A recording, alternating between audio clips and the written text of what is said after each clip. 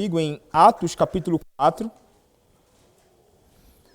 A exposição hoje, irmãos, será apenas do verso 5º até o verso de número 12. Atos, capítulo 4, do verso 5º até o verso de número 12. Vou fazer a leitura a partir do verso 1º, diz assim a palavra do Senhor. Falavam eles ainda ao povo quando sobrevieram os sacerdotes, o capitão do templo e os saduceus, ressentidos por ensinarem eles o povo e anunciarem em Jerusalém a ressurreição dentre os mortos. E os prenderam, recolhendo-os ao cárcere até o dia seguinte, pois já era tarde. Muitos, porém, dos que ouviram a palavra e aceitaram, subindo o número de homens a quase 5.000. No dia seguinte, reuniram-se em Jerusalém as autoridades, os anciãos e os escribas, com o sumo sacerdote Anás, Caifás, João, Alexandre e todos os que eram da linhagem do sumo sacerdote. E pondo-os perante eles, os arguíram. Com que poder ou em nome de quem fizestes isto? Então Pedro, cheio do Espírito Santo, lhes disse: autoridades do povo e anciãos, visto que hoje somos interrogados a propósito do benefício feito a um homem enfermo e do modo por que foi curado, tomai conhecimento, vós todos, e todo o povo de Israel, de que, em nome de Jesus Cristo, o Nazareno, a quem vós crucificastes, e a quem Deus ressuscitou dentre os mortos, sim, em seu nome é que este está curado perante vós. Este Jesus é pedra rejeitada por vós, os construtores, a qual se tornou a pedra angular. E não há salvação em nenhum outro, porque abaixo do céu não existe nenhum outro nome dado entre os homens, pelo qual importa que sejamos salvos. Amém. Podem se assentar, irmãos. Vamos orar ao Senhor. Senhor, nosso Deus e Pai, ó Deus, a Tua palavra mais uma vez está aberta e mais uma vez o propósito, Senhor, é expor a Tua palavra, pregar o Teu Evangelho, que através, ó Deus, desta breve porção da Tua Escritura possamos ser instruídos por Ti. Ó Deus, instrui o Teu povo, instrui a Tua igreja. E, Senhor, me usa para o louvor da glória do Teu nome. Agora, Senhor, quando a Tua palavra é aberta, minhas limitações, ó Senhor, não sejam um obstáculo para a clara exposição da Tua palavra nesta noite. Usa-me, Senhor, eu te peço, em nome do Senhor e Salvador Jesus Cristo. Amém. Todos os caminhos levam a Deus. Você já ouviu alguém dizendo algo dessa natureza? Isso é o que muitas pessoas dizem por aí quando você vai tratar acerca de Deus ou acerca da salvação, e então muitas pessoas abrirão a sua boca e dirão algo assim, semelhante. Todos os caminhos levam a Deus, pastor Rafael. Todos os caminhos levam a Deus. É interessante esse tipo de discurso, esse tipo de argumento de muitas pessoas que, de alguma forma, estão envolvidos com algum tipo de religião e então, porque eles não querem se desprender daquele tipo de religião que estão vinculados, eles então imaginam que todas as religiões em que eles estão envolvidos, de alguma forma, conduzirão eles até ao próprio Senhor. Mas é interessante porque esse tipo de discurso seria o tipo de discurso que não caberia aqui diante do discurso do próprio apóstolo Pedro nesta ocasião. Porque é interessante o que o apóstolo Pedro vai fazer. Isso desde os sermões todos que temos ouvido do próprio Pedro aqui. Quando ele se depara então com multidões, ele é aquele que se eleva e ele fala então, e o seu sermão é cristocêntrico. O seu sermão é um sermão que foca na pessoa do Senhor Jesus Cristo, porque ele entende claramente, como nós veremos, inclusive, nesta porção aqui, deste seu discurso mais uma vez, que ele não vai dar brecha para qualquer ideia que sugira que exista um outro caminho, além de Cristo, para a salvação. Ele é um homem que fala com intrepidez e ousadia, e ele não pode deixar de falar, então, acerca deste Cristo. É interessante porque foi justamente porque ele falou acerca da ressurreição de Cristo, acerca do Evangelho, que ele, juntamente com João, e também em razão da cura de um coxo, que homens então se aproximaram deles. Nós vimos na última exposição que então alguns vieram até Pedro e João, os sacerdotes, o capitão do templo e os saduceus, ressentidos então, irados então com Pedro e o seu discurso, porque eles ensinavam ao povo, eles ensinavam e anunciaram em Jesus a ressurreição de entre os mortos, como nos diz o versículo 2 do capítulo 4. E então, esses homens, em razão de falarem acerca de Cristo e da ressurreição, eles foram encarcerados. E aqui nós encontramos a primeira ocasião em que esses homens são presos. A primeira ocasião que eles sofrem a oposição dos homens que eram de liderança naqueles dias, em razão da pregação do Evangelho. Foram recolhidos ao cárcere. Mas eles foram recolhidos ali e, como já era tarde, eles não puderam então ser julgados pelo sinédrio naquele momento. Mas é interessante, nós vimos, né, que apesar de eles serem presos, a palavra do Senhor ela não pode ser aprisionada. E muitos então creram, ouviram o Evangelho, creram, e o texto nos diz que o número subiu ali a quase 5.000 daqueles que ouviram a palavra e então foram alcançados pelo Senhor Jesus Cristo, pela operação do seu Santo Espírito no seu coração, que age através da própria palavra. Então, eles estavam presos, nós paramos nesta ocasião, eles estavam presos, mas o que é que acontece então? O versículo 5 do capítulo 4 nos diz que no dia seguinte, reuniram-se em Jerusalém as autoridades e os anciãos e os escribas. No dia seguinte, eles não podiam julgar de fato naquele momento. Eles só podem julgar entre o serviço de sacrifício da manhã e aquele que seria no final da tarde. O horário, então, já havia passado da ocasião que eles poderiam, então, estabelecer um tribunal para julgar, então, aquela causa. E é exatamente isto que eles vão fazer no dia seguinte. Eles estão apressados, então, a julgar aquele caso.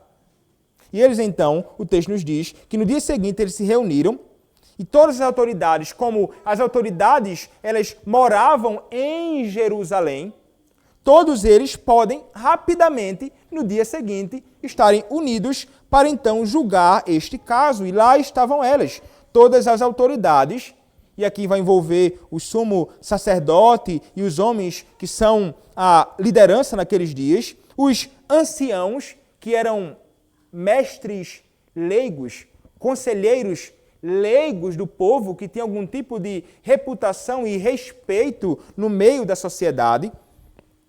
E também o texto vai nos dizer os escribas, que eram aqueles que estavam associados com os fariseus. Eram homens instruídos também na lei, que também eram aptos para a instrução do povo. O texto também nos diz que, com o verso 6, com o sumo sacerdote, e ele então vai descrever algumas pessoas em particular que estavam envolvidas ali naquele sinédrio, não é? Ele vai dizer com o sumo sacerdote Anás. Anás, ele fora sumo sacerdote. Naqueles dias, como nos dias de Cristo, no julgamento do próprio Senhor Jesus Cristo, se você notar, é o mesmo grupo que se reúne aqui para julgar os apóstolos, foram os mesmos que pouco tempo antes haviam se reunido para julgar o próprio Senhor Jesus Cristo. Está aqui Anás, que ainda que não fosse mais sumo sacerdote, ainda assim se intitulava um sumo sacerdote. Naqueles dias, quem era o sumo sacerdote era o seu próprio genro, que era um homem chamado Caifás. Ele era aquele que, naqueles dias, assumia a liderança, então, como sumo sacerdote. Mas Anás não queria soltar, não é, as rédeas. E ele estava ali também junto, como homem muito influente nessa ocasião. Além dele, outros nomes são chamados aqui, João e Alexandre. E esses homens, o que se entende é que eles eram homens respeitados no meio do povo. Homens certamente grandes, populares ali no meio, que exerciam algum tipo de influência ali. Eles não tinham um tipo de ofício específico no meio do serviço religioso daqueles dias. João e Alexandre. E todos que eram da linhagem do sumo sacerdote. Todos que eram da linhagem do sumo sacerdote Anás. Não é? Ele tentava, e é interessante que depois dele, 5 filhos dele se envolvem com o ofício como sumo sacerdote. Ele agregava e queria que somente a sua própria família, a sua linhagem, estivesse assumindo aquele tipo de serviço ali. Ele lutava por isso. Era um homem que queria se colocar sempre no poder e a sua linhagem, então, estava compondo ali aquele sinédrio. E é interessante porque eles, como falei anteriormente, este mesmo grupo foi o grupo que se reuniu para apressadamente e violando todos os princípios que regiam a própria legislação em Jerusalém para julgar o próprio Senhor Jesus Cristo. Fizeram de todo tipo de coisas erradas, julgando na hora errada, no tempo errado, todo bagunçado, porque eles tinham um interesse. O foco deles, naquela ocasião, era matar o Senhor Jesus Cristo, ainda que eles passassem por cima da lei, que eles mesmos propagavam e testemunhavam e sustentavam, entre aspas, né? Porque na ocasião oportuna que eles tiveram para fazer todo tipo de engano, eles o fizeram. E os mesmos, então, que perseguiram Cristo, agora perseguem os seus discípulos, perseguem os seus apóstolos. É interessante isso, né, irmãos? Porque vai ser sempre assim. Os inimigos do povo do Senhor, os inimigos da igreja de Cristo, aqueles que se levantam contra o Senhor, serão também aqueles que se levantarão contra o povo do Senhor. Se eles não tiveram naqueles dias o menor temor de crucificar o Redentor, e condenando-o injustamente, o que é que impediria esses homens de fazer o maior mal aqui com esses servos do Senhor? Mas a verdade é que eles se opõem, porque eles veem ali, como veremos na outra exposição, que Cristo era percebido nesses homens. Eles perceberam que esses homens estavam ou tinham estado com o Senhor Jesus.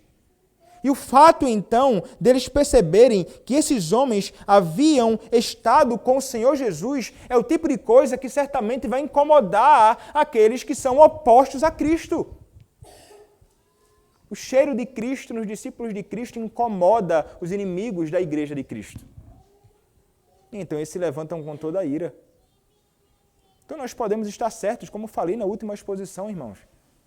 O mundo, na sua indignação contra o Senhor, vai se voltar contra nós. Nós não estamos nadando no mesmo fluxo em que está nadando o mundo e a correnteza deste mundo. Nós estamos nadando contra. É totalmente diferente. E eles não vão admitir nada que seja diferente daquilo que eles propõem. E então eles vão manifestar a sua indignação de alguma forma. E de alguma forma, através de meios lícitos ou ilícitos, eles vão se voltar contra nós. E nós devemos estar prontos para isto. Prontos para responder à oposição do mundo, como este homem e estes homens, João estava junto a ele aqui, responderam. Eles não temeram, muito pelo contrário. Eles estavam ali diante desses homens. E é interessante porque a composição, irmãos, do Sinédrio, ele envolvia ali mais de 70 homens. É interessante. Mais de 70 pessoas envolvidas no julgamento. Isto está baseado no que acontecia no Antigo Testamento, como você pode olhar, por exemplo, comigo, em Números capítulo 11, versos de número 16 e 17. Números capítulo 11, versos de número 16 e 17. Diz assim: Disse o Senhor a Moisés: Ajunta-me 70 homens dos anciãos de Israel, que sabem serem anciãos e superintendentes do povo, e os trarás perante a tenda da congregação para que assistam ali contigo. Então descerei e ali falarei contigo.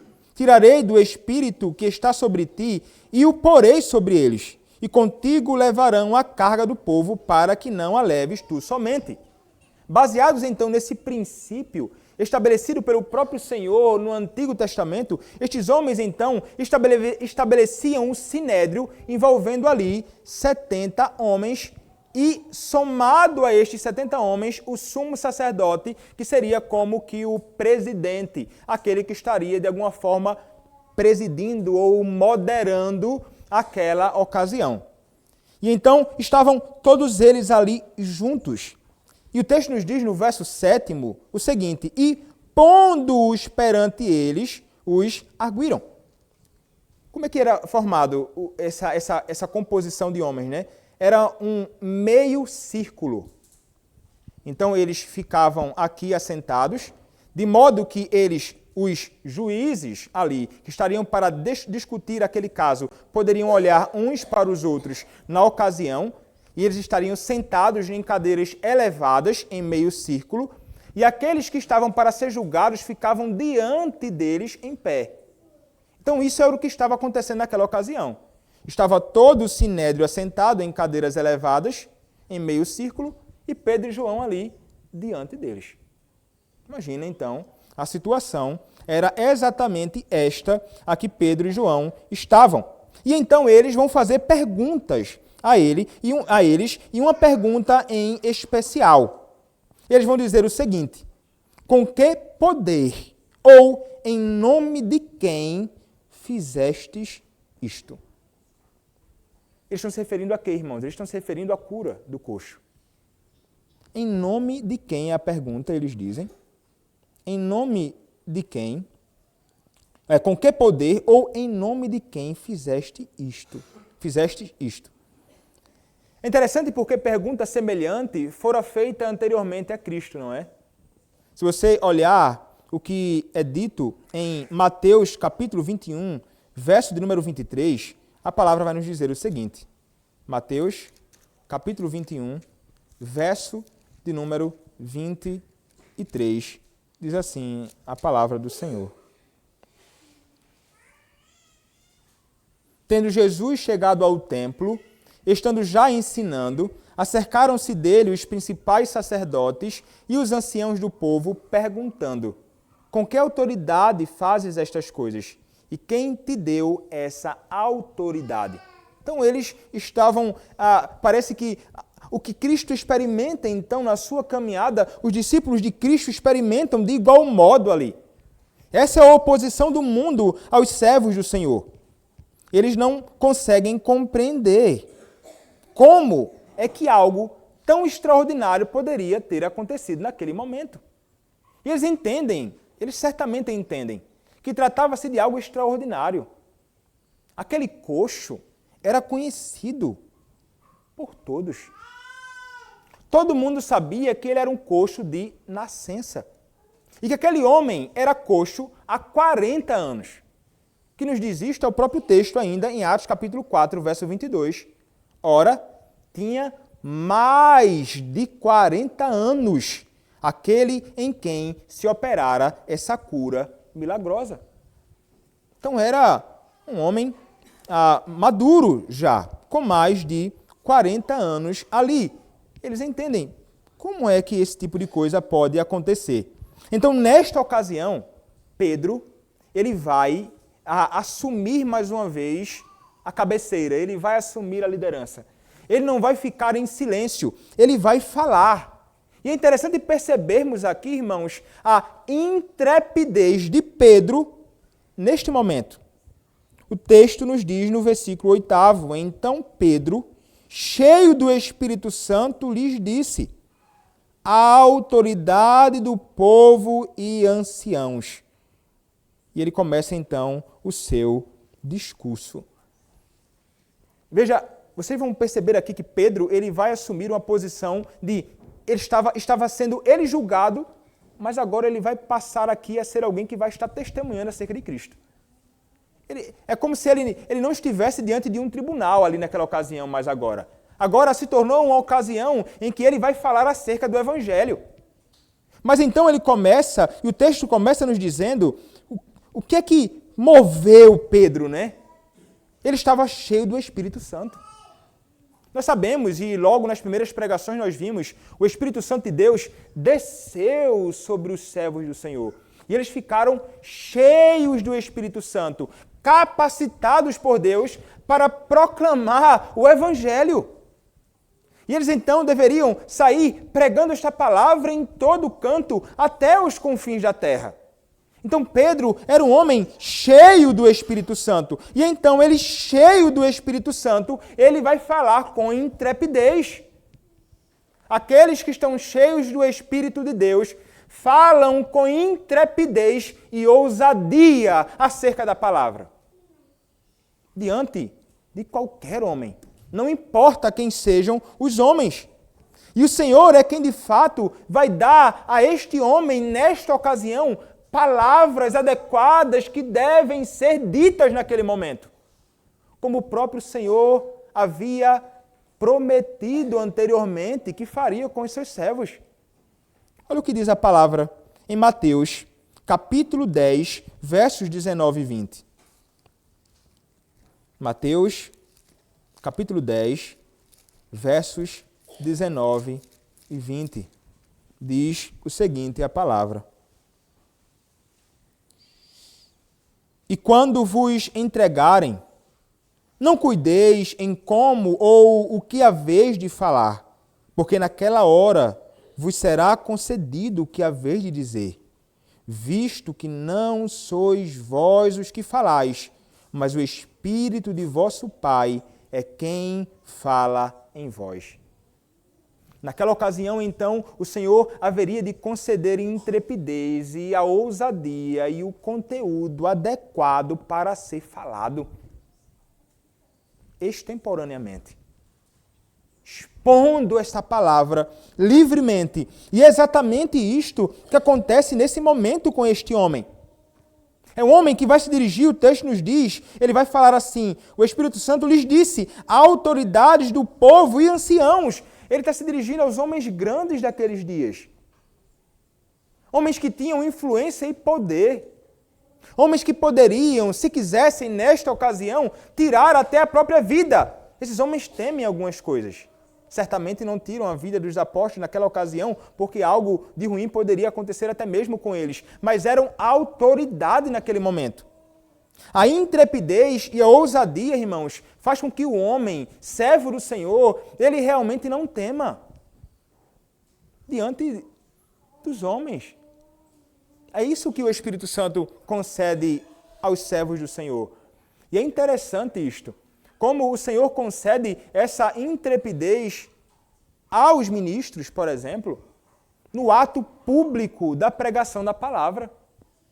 É o tipo de coisa que é difícil de você conseguir descrever, mas é algo que o Senhor concede no ato público da pregação, que você até mesmo na ocasião em que está debruçado preparando o sermão, nem se dá conta. Mas o Senhor então enche o coração, a alma, a boca dos seus servos para falar. E pode ter o homem mais influente no meio da igreja. Um homem mais poderoso no meio da igreja. Aquele que pode tirar e colocar o homem no púlpito ou tirá-lo do púlpito da igreja. Ou até mesmo alguém que pode estar lá no fundo, contemplando e só observando, na expectativa de então pegar aquele pregador em algum tipo de discurso que possa levá-lo à cadeia ou à morte. Mas o Espírito Santo de Deus, quando enche então o coração dos seus servos, os seus servos proclamam, ainda que a sua própria cabeça esteja em risco. Lamentavelmente, não é o tipo de coisa que nós contemplamos muitos homens fazendo por aí. Por temor, então, de quem está no banco assentado, eles calam em silêncio. Não vou falar sobre isso, não vou falar sobre aquilo, não vou falar sobre isso, não vou falar sobre aquilo, por quê? Porque vai incomodar fulano, vai incomodar cicrano, vai incomodar beltrano, fulano de tal não vai gostar, ele pode reclamar comigo, pode sair da igreja, pode fazer isso, pode fazer aquilo. Não, eu não posso estar preocupado com isso. Eu não posso permitir que algo dessa natureza tome conta do meu coração. Eu devo proclamar todo o conselho de Deus. Não importa qual seja, então, o conteúdo, se vai ser ofensivo ou não, se vai doer ou não. É a palavra de Deus que deve ser dita. Mas muitos fogem, então, da sua responsabilidade em anunciar esta palavra. E então, ficam as igrejas aí, cheias de homens que não são exortados nos seus pecados, de homens que não são tratados dos seus pecados, de homens que permanecem então no engano, achando que está tudo bom, quando na realidade não está nada bom. Porque os ministros da palavra, que deveriam anunciar todo o conselho de Deus, se calam. Mas não foram assim com Pedro. Veja que mudança na vida de Pedro. Você deve se recordar de Pedro antes. Pedro, temendo pela sua própria vida, ele negou o seu Senhor. Agora está Pedro aqui, com a sua vida de fato em risco, e ele prega com intrepidez. Ele não está preocupado se ele vai ser morto mais. Ele não está preocupado se vão se voltar contra ele, ferindo ou prendendo-o novamente. Ele não está preocupado com isso. Ele fala. Veja, irmãos, que isso só pode ser algo que vem do Espírito Santo de Deus, não é mesmo? Somente o Espírito Santo de Deus é que pode capacitar os seus servos assim. Não trata-se de algo que vem de nós como se fôssemos as pessoas mais corajosas. Nós trememos de medo. Trememos de medo. Mas o Senhor nos capacita. É Ele quem nos chama. Do mesmo modo, então, que Ele capacita os ministros para falar o que deve ser dito. Para falar não o que as pessoas querem ouvir, mas o que de fato precisam ouvir, é o mesmo Espírito que enche e capacita os seus servos, os membros comuns da igreja, no testemunho. E então ele nos dá ousadia, e vos dá, irmãos, ousadia e intrepidez para falar. Assim como eu devo clamar ao Senhor pedindo por mais do seu Espírito para falar na sua unção. Para pregar a palavra na unção e no poder do Espírito Santo, parece linguagem de pentecostal, né? Mas não é, irmãos. Nós devemos pregar na unção e no poder do Espírito Santo de Deus, isto é fato.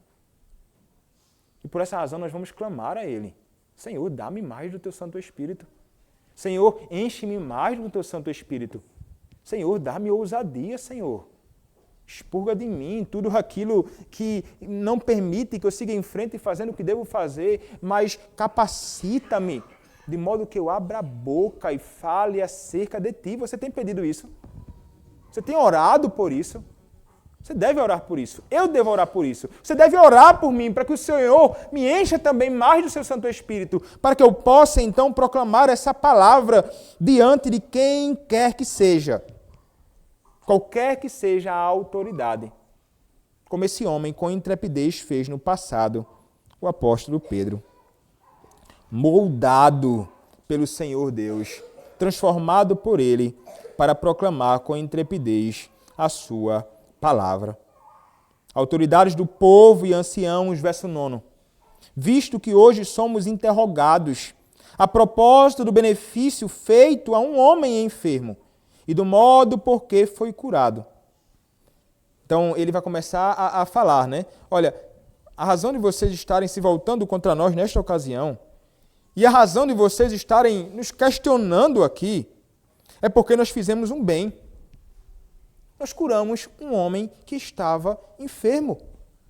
E vocês estão questionando, porque curamos este homem, estão se perguntando por que ou de que modo este homem foi curado.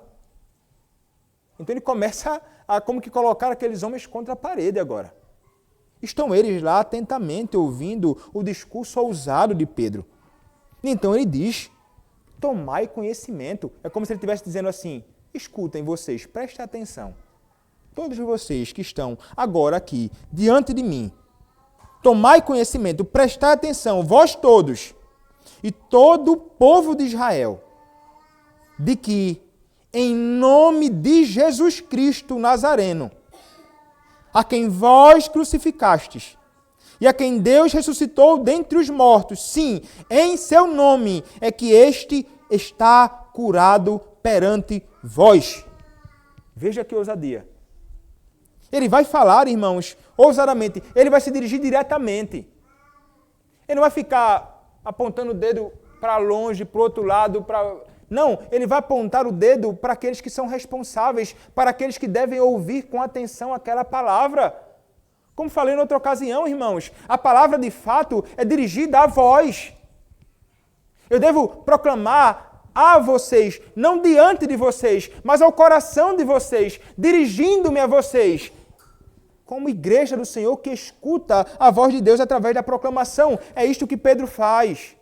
Vocês, anciãos, povo, vocês, povo de Israel. Ele vai dizer de que em nome de Jesus Cristo, o Nazareno. Então, ele vai falar agora sobre Cristo. Aqueles homens não queriam ouvir sobre Jesus Cristo. Mas mais uma vez ele vai falar Jesus Cristo. Quem? O Nazareno de Nazaré. Este mesmo. Que vocês conhecem. Vocês sabem a origem dele. E então ele acrescenta, a quem vós crucificastes. Opa, como assim? Ele está botando agora a culpa não no povo para o qual ele se dirigiu na outra ocasião, agora a própria autoridade de Jerusalém. Vocês que crucificaram. Mas ele foi morto por vocês. Mas Deus o ressuscitou. Outra coisa que provocava a ira, especialmente dos saduceus, que não criam na ressurreição dos mortos. Mas ele foi ressuscitado por Deus de entre os mortos. Veja, ele está proclamando o Evangelho aqui. Ele está falando, de fato, sobre o Senhor Jesus Cristo, que foi morto, mas ressuscitou. E vocês são culpados pela morte dele. Como falei em outras ocasiões, irmãos, nós somos os culpados também pela morte de Cristo. Os nossos pecados crucificaram o nosso Senhor Jesus Cristo. Mas ele então reforça, foram vocês que crucificaram, e então o Senhor Deus o ressuscitou. Ele fala sobre Cristo no seu ofício sacerdotal, ele morreu. E ele fala agora sobre esse Cristo, então, que ressurge, então, dos mortos pelo próprio poder de Deus. E ele ressuscita também para a nossa salvação. Ele morre para a nossa salvação, ele ressuscita para a nossa justificação. Ele está anunciando o Evangelho de modo completo aqui. Mais uma vez, irmãos, Pedro, ele não perde a oportunidade, a semelhança de Cristo, de falar acerca do Evangelho. Ele muda do coxo para Cristo. Está perguntando sobre como foi que eu fiz isso. Ele vai falar até no final, né? Ele vai falar aqui, sim, em seu nome é que este foi curado perante vós. Mas ele está falando agora o tempo inteiro sobre o Senhor Jesus Cristo. Pedro, ele aproveita as ocasiões que surgem e não deixa uma ocasião sequer passar. Irmãos, eu acho que eu vou falar sobre isso em vários momentos aqui nas pregações, mas é algo que precisa ser sempre reforçado. A intrepidez que nos é dada pelo Espírito de Deus nos conduzirá, de fato, a aproveitarmos qualquer momento que surgir diante de nós para, de alguma forma, falarmos acerca do amor de Deus revelado em Cristo. E ainda que seja uma ocasião, muitas vezes, difícil, que nos ameaça de alguma forma, que faz com que, de alguma forma, de repente, percamos a nossa credibilidade no meio de algumas pessoas que não gostam do crente, e então não vão admitir aquele tipo de discurso, nós seremos aqueles que ainda assim falarão. Pedro tinha a sua vida em risco aqui, a sua reputação e tudo. Porque nós, então, não colocaríamos em risco tanto a nossa reputação como a nossa vida também em prol do Evangelho de Cristo, e falando acerca dele. Pedro, ele não fala que foi em nome dele, como Pedro, apóstolo, que o homem foi curado. Ele fica o tempo inteiro apontando para Cristo, foi em nome dele que ele foi curado. Foi ele que foi crucificado e morto por vós. Foi ele que foi ressuscitado dentre os mortos. Foi Cristo, Cristo, Cristo, Cristo, Cristo o tempo inteiro. Como Paulo vai dizer nas suas epístolas, que ele foi chamado para anunciar a este Cristo, e este Cristo crucificado. Este era o dever e a responsabilidade dele como ministro do Evangelho. E não pode ser diferente. Um ministro do Evangelho que não anuncia a Cristo e este crucificado não pode ser de fato chamado de ministro do Evangelho de Cristo. Não pode. Ele pode ser chamado de qualquer outra coisa, um conselheiro, um bom palestrante, um cara legal que discursa, dá coisas práticas, lições bacanas para a vida, um guru interessante, um psicanalista, qualquer coisa neste mundo. Mas ministro do Evangelho não pode ser. Não pode ser. Se teme falar acerca de Cristo diante dos homens, não dá para ser também ministro do Evangelho do Senhor Jesus Cristo. Nós precisamos anunciar isto. E ele, Pedro, está aqui pronto para fazer isto. E então ele responde. No final, de fato, ele vai dizer, foi no nome dele, de Cristo. Este homem que vocês não admitem, vocês mataram, mas ele curou. Como assim? E nós falamos, irmãos, no início das pregações, né? Aqui trata-se do ministério de Cristo sendo continuado ainda. São os homens no poder do Espírito de Cristo, dando continuidade ao ministério de Cristo na terra, mesmo estando Cristo assunto, assentado à destra de Deus nos céus. É Ele quem age por meio dos seus servos. Por essa razão, ele atribui a Cristo. Aquilo deve ter feito aqueles homens ficarem assim, como assim? Mas espera aí, ele foi morto. Não, mas ele vive. Essa é a realidade. E é ele quem opera. Não somos nós. É ele quem faz. Não somos nós, Pedro está reconhecendo. Não volte os seus olhos com holofotes para nós. Voltem os seus olhos para Cristo. Ele redireciona os olhos dos homens para onde os olhos dos homens devem estar de fato. Sabemos que não fazemos curas como no passado, como Pedro fizera. Eu não consigo, não venha me pedir para eu fazer uma cura dessa forma com ninguém, nenhuma pessoa, porque eu não tenho poder para fazer isso. Eu posso orar ao Senhor. Eu posso clamar a Deus. E no final nós entenderemos quem foi que curou. O Senhor ouviu a nossa oração. E foi Ele quem curou. Toda a glória e louvor deve ser dada a Ele. Não a nós. Nosso coração é tentado a querer tomar a glória para nós. E não, mas fui eu, Pedro. Curei o coxo.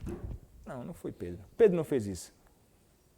Mas aqueles que se dizem ministros da palavra de Deus, espalhados no mundo por aí, são aqueles que ficam tentando tomar para si algo que não pertence a eles. São como se fossem curandeiros, homens diferenciados. Se alguém passar por eles, eles libertam, curam e fazem coisas extraordinárias. Viver em piedade e anunciar a Cristo, isso não acontece no ministério desses homens. Agora, dizer que são homens poderosos para curar e libertar as pessoas da condição miserável e vil em que se encontram, eles dizem que são. Apontam para Cristo? Não.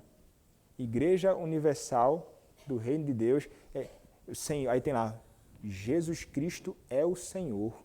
Bem grande, geralmente, na frente das igrejas deles. De quem? Porque daquela igreja não é. Jesus Cristo é o Senhor de quem? Dos homens que se dizem servos do Senhor dentro daquela igreja? Nunca foi. Eles poderiam atribuir e colocar o nome deles ali. Edir Macedo é o Senhor. Porque é isso que eles tomam para ele. Fulano de tal é o Senhor. Porque eles imaginam que eles de fato são poderosos. Eles são grandes. Eles imaginam que de fato tudo então deve redundar para eles e para a glória deles. São homens que pervertem o Evangelho, que invertem tudo, que mudaram o propósito para o qual nós fomos criados e nós entendemos. Nós fomos criados para a glória de Deus. E, portanto, tudo aquilo que nós nos envolvemos, inclusive no que diz respeito, especialmente no ministério, deve então ser para a glória do próprio Senhor. O nome dele somente deve ser louvado por tudo. Eu não posso ser louvado por nada. Se essa igreja, irmãos, o Senhor operar poderosamente e fazer com que essa igreja cresça de um modo impressionante no meio aqui da roça, cresce, pum, explodindo de gente por fora ali, gente na janela, gente aqui sentada aqui de lado, nada disso pode ser atribuído a mim. Nada disso pode ser atribuído a nós em particular.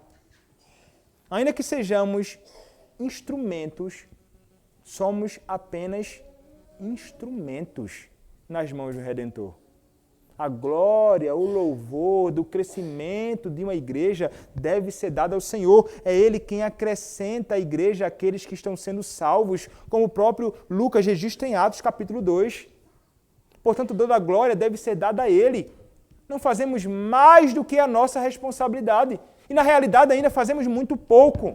Eu como ministro, você como membro da igreja de Cristo.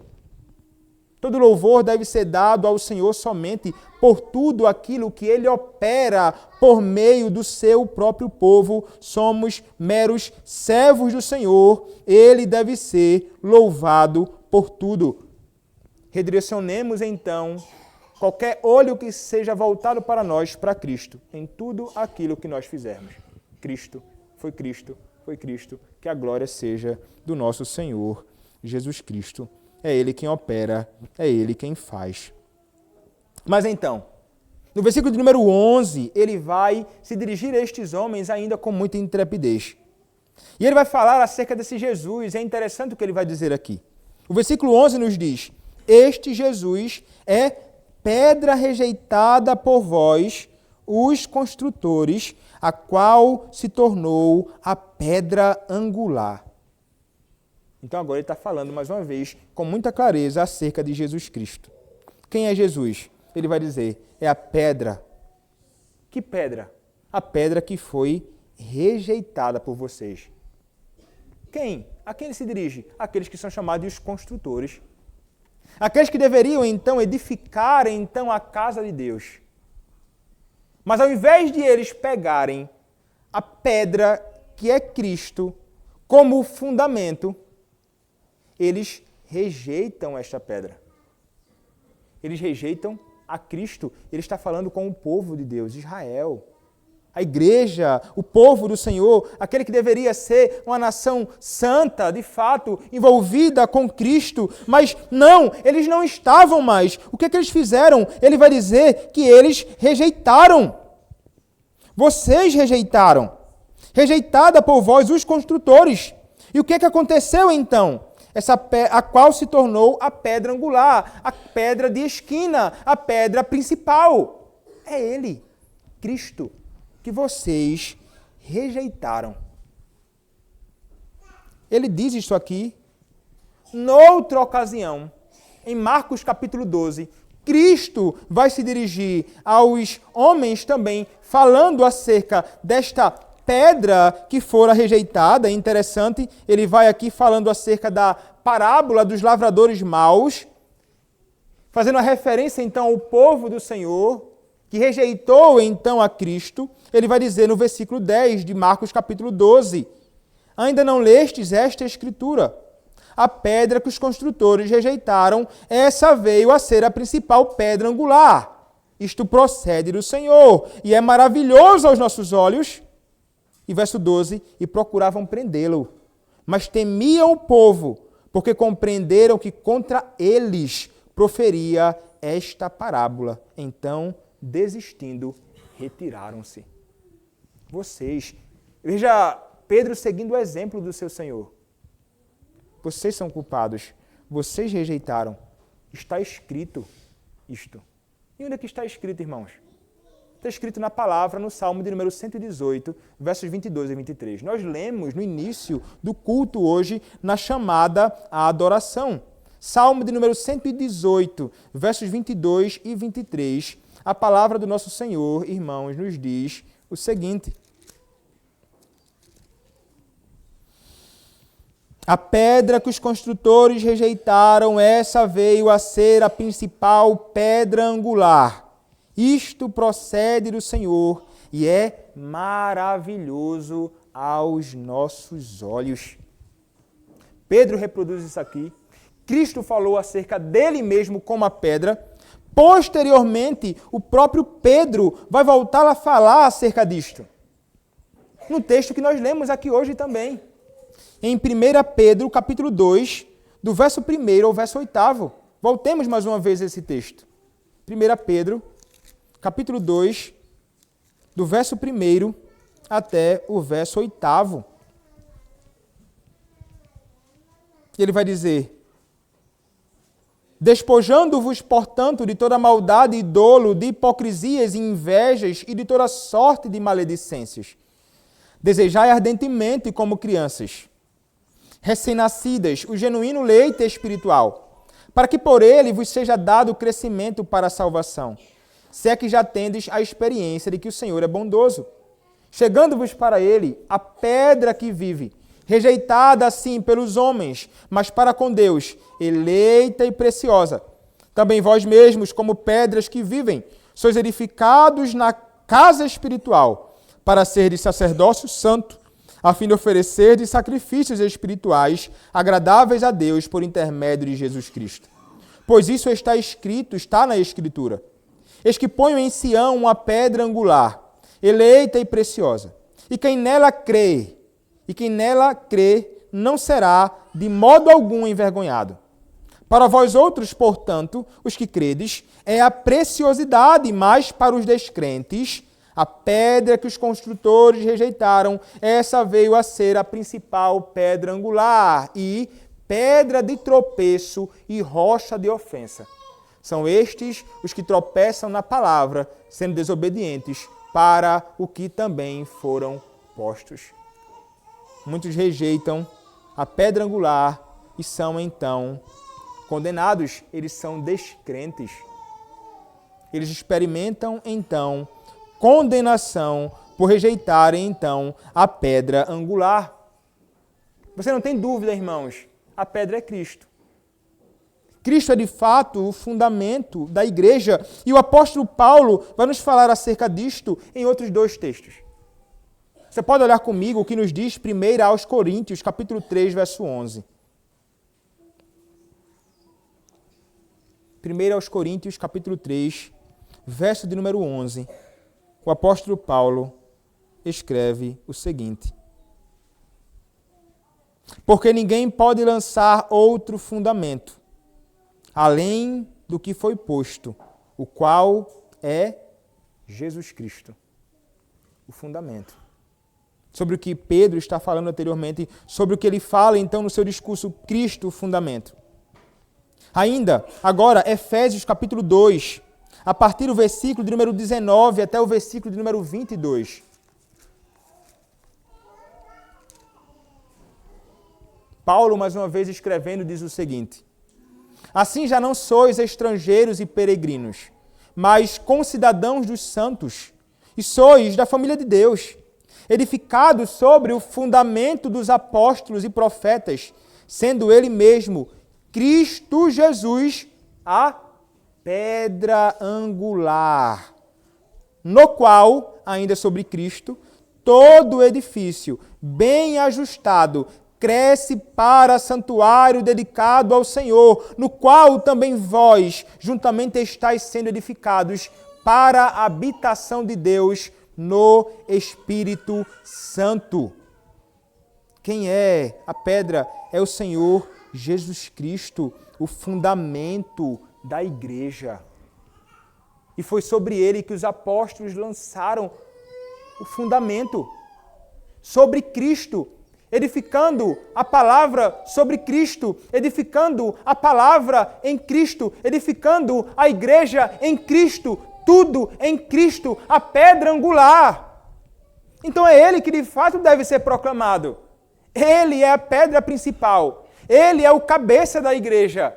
Ele é o Senhor da igreja, Ele é o Rei da igreja, Ele é o que edifica, fortalece, alimenta, encoraja, levanta, sustenta, guia. A igreja é Cristo, a pedra angular.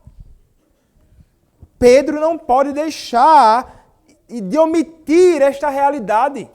Ele não pode omiti-la, ele tem de proclamar. E nós também iremos proclamar o tempo inteiro em oposição a todo falso evangelho, como propagado pela igreja romana, papista, em que vai dizer que o Papa é o cabeça da igreja. Não é. É Cristo. Ele é o fundamento da igreja. Ele é também o cabeça e nós somos membros do seu corpo. Cristo foi rejeitado quando ele fora anunciado. Mas isso não deve acontecer. Ele vai dizer, então, este que foi rejeitado por vocês é aquele em quem há salvação. Ele vai dizer, verso 12, e não há salvação em nenhum outro, porque abaixo do céu não existe nenhum outro nome dado entre os homens, pelo qual importa que sejamos salvos. Não há nenhum outro nome. É somente neste Cristo que é a pedra angular. É impressionante as palavras dele. Ele não fica de rodeios aqui. Ele vai dizer de modo muito direto. Não há salvação em nenhum outro. Abaixo no céu não existe outro nome. Não existia antes, não existia naqueles dias, não existirá depois, não existe hoje em nossos dias nenhum outro nome entre os homens que importa que nós sejamos salvos. Eu falei no início, irmãos, e introduzi dizendo, muitas pessoas falam, todos os caminhos levam a Deus. Isso é fruto de um conceito e de uma ideia que é oposta àquilo que é dito pelo apóstolo Pedro aqui nesta ocasião.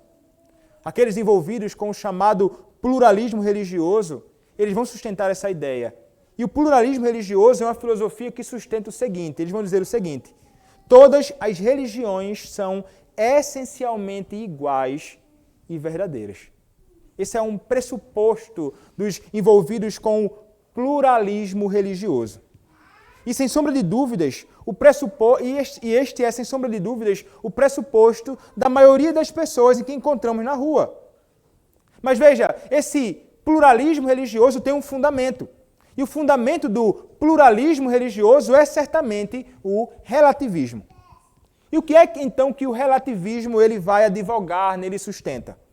O relativismo ele sustenta que não existe verdade absoluta ou objetiva.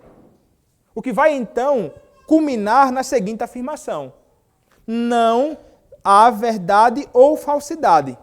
Portanto, não existe religião verdadeira ou falsa. Ficando então assim a verdade ou uma verdade a critério da pessoa. Não existe verdade absoluta. Não existe critério do que é certo e do que é falso. Não existe a ideia de uma religião falsa e uma religião verdadeira. É exatamente isto que eles vão propagar. Isto está no fundo daquilo que é chamado então de pluralismo religioso. Eles vão dizer, todos os caminhos levam a Deus. São ideias estranhas. Veja, essas ideias estranhas conduzem as pessoas a olharem para todas as religiões como se elas fossem igualmente verdadeiras e igualmente boas. Já conheceu gente assim? É tudo bom. Tu é de onde? Eu sou espírita. Tranquilo demais, é bacana demais. Então é o quê? Sou católico. Tá bacana demais, é coisa boa. É tudo verdadeiro e bom. Não tem problema com isso não. Eu sou amigo da religião. Eu sou gente boa demais. Meu coração é grande demais. Eu sou gente boa. Sou do amor. Eu sou do abraço. Eu sou da flor. Eu sou o cara legal. Tem gente que faz isso, né? Você vê isso muito, então, sendo propagado por aí. Todas as religiões são igualmente boas, dizem. Outros ainda dizem, não há diferença entre as religiões. E existe duas maneiras, irmãos, para sustentar uma ideia como essa.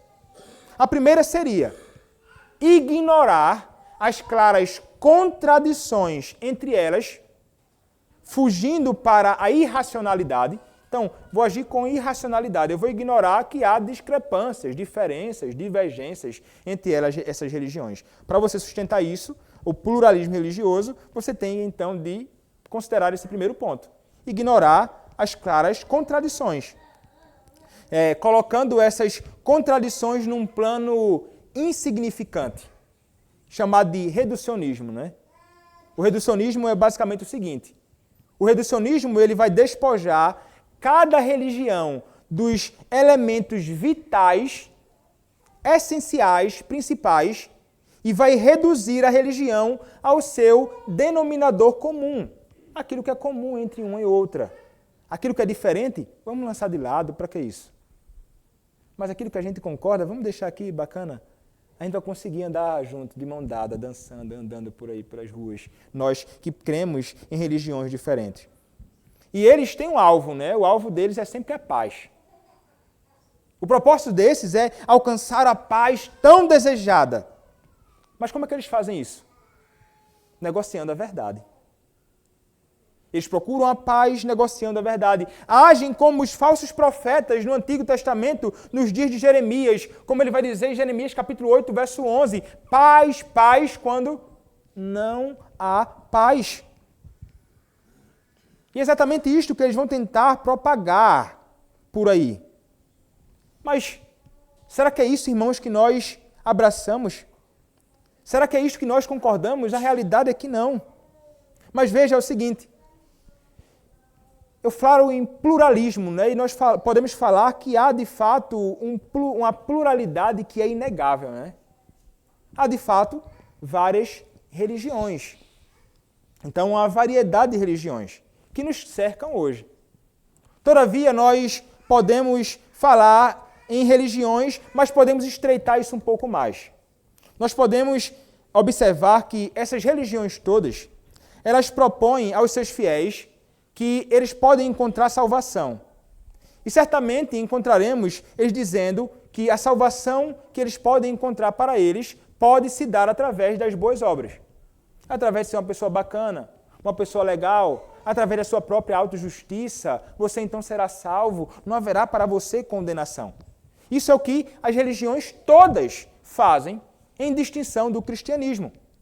Nós então podemos concluir o seguinte, nós podemos falar então em duas religiões apenas completamente antagônicas. A religião que apresenta a salvação pela graça, com base nos méritos de outra pessoa, que é Cristo, e uma segunda religião que apresenta a salvação pelas obras e méritos dos fiéis. De um lado, então, temos o cristianismo, e do outro lado, todas as outras religiões deste mundo. É exatamente o que temos. Cristianismo e todas as outras religiões.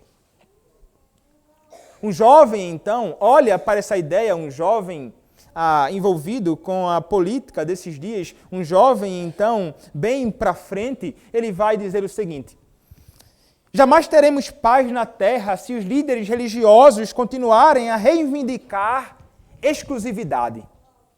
Disse certo jovem, depois de uma discussão amigável sobre uma distinção que havia entre as religiões defendidas por alguns líderes religiosos. Essa parece ser a posição de muitas pessoas quando se deparam com algo que vai ser diferente daquilo que eles propagam. E veja, eu utilizei essa ideia, né, desse rapaz chateado e entendendo não haverá paz se pessoas continuarem insistindo na sua religião, porque isso nos leva a entendermos um outro conceito, que é o conceito que nós abraçamos, que nós chamamos de exclusivismo cristão. É algo que, de fato, vai de encontro às religiões deste mundo. O exclusivismo consiste em afirmar que apenas uma determinada religião é verdadeira. E nós, como cristãos, somos exclusivistas nesse sentido. Porque nós cremos, irmãos, que há uma só religião que é verdadeira. É a religião cristã. É aquela como ensinada na palavra do nosso Senhor e Deus. E nós entendemos que não somente há uma religião verdadeira e todas as outras são absolutamente falsas, mas nós entendemos também que há somente um meio para a salvação dos homens. E é exatamente isto que o próprio Pedro fará aqui. Ele está nos ensinando o exclusivismo cristão.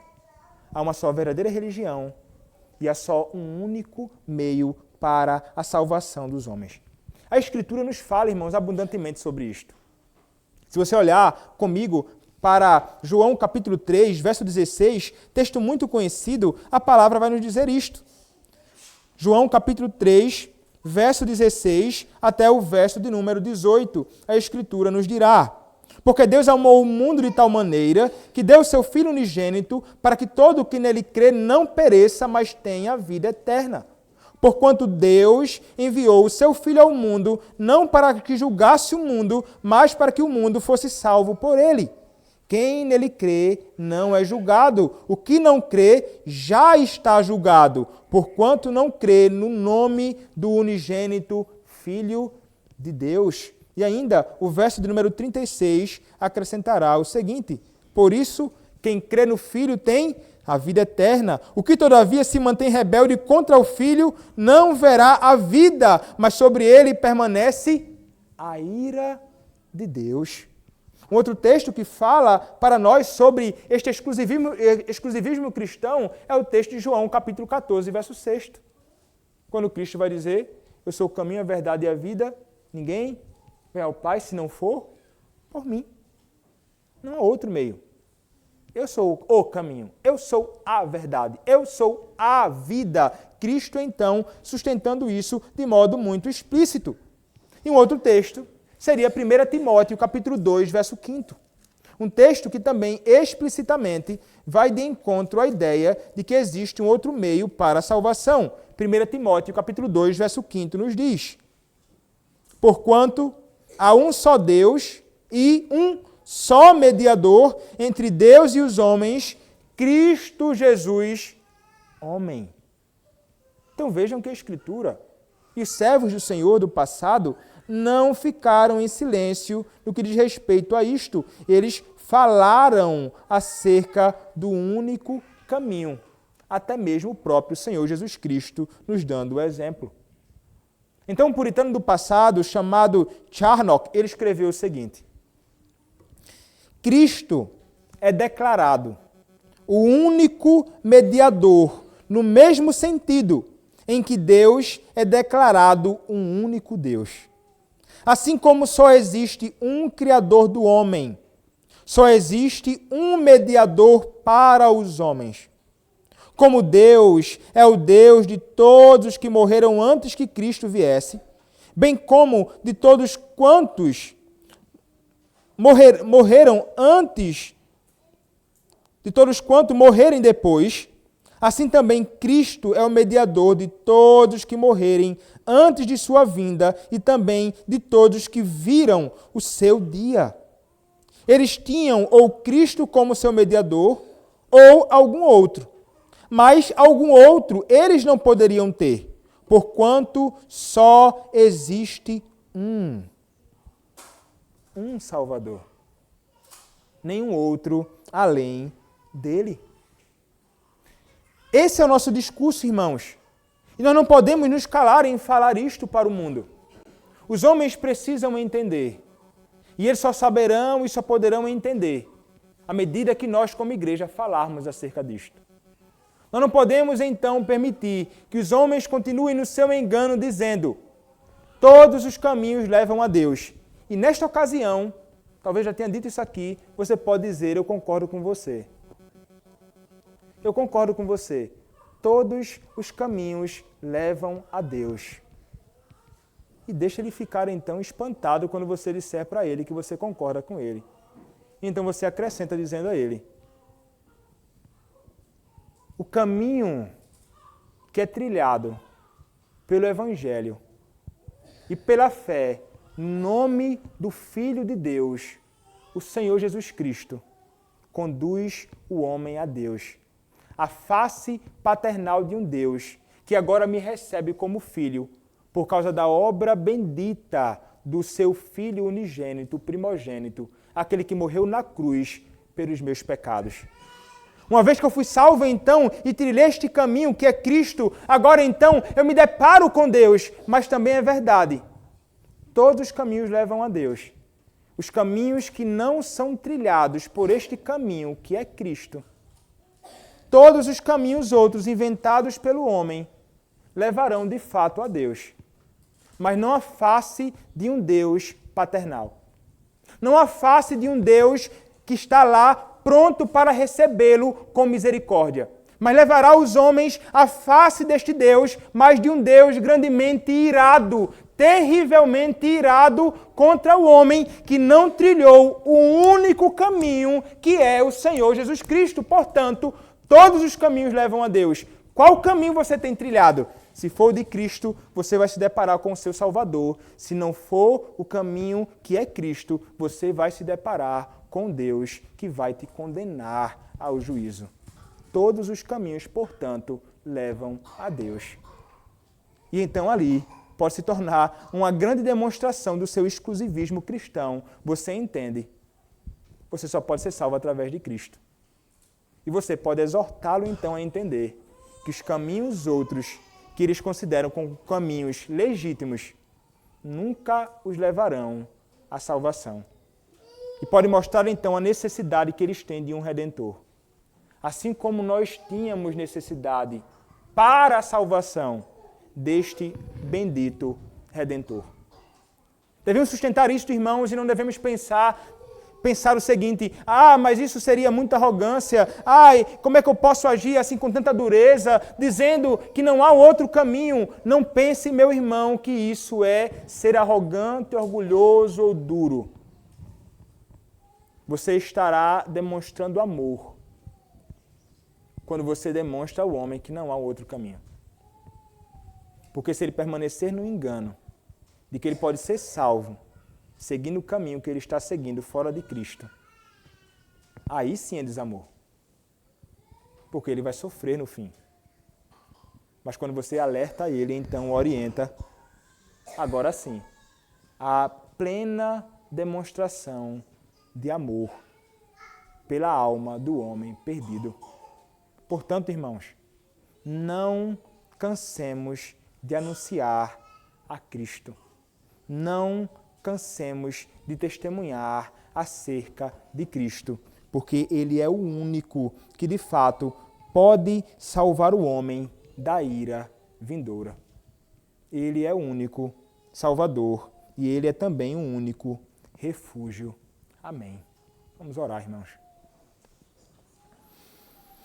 Ó Senhor, nosso Deus, nós te louvamos pela Tua palavra e pela graça, Senhor, que temos de entender que a salvação somente tem um nome, e é no Teu Filho, Senhor Jesus Cristo.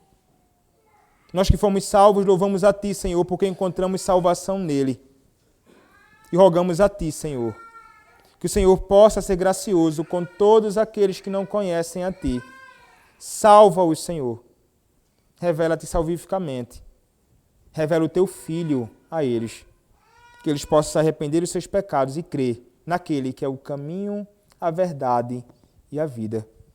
Aquele através de quem os homens podem ser conduzidos à face paternal de Deus, que os receberá como filhos. E eles então terão Deus por Pai.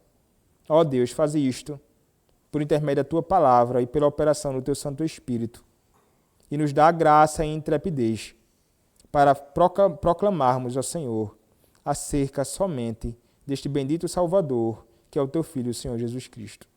É o que te rogamos em nome do Senhor Jesus Cristo. Amém.